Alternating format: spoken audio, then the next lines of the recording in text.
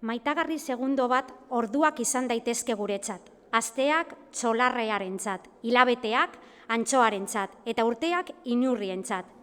Harik eta egun bat heldu zen arte, non maitagarriak ohiko galdera egin baitzion azken aukera zela jakinik. Zer nahi duzu oparitzea? Zein da zure desioa?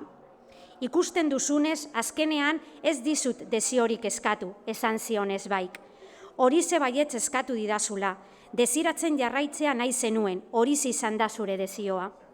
Maitagarria eta ezbai elkarri begira geratu ziren, aspaldiko lagunak bezala, adizkide minak bezala. Esaten dutenez ezbai irribarri hil zen, eta irribarri hura maitagarri batek bere bizitza eternalean inoiz ikusi duen irribarrerik enigmatikoena izan zen.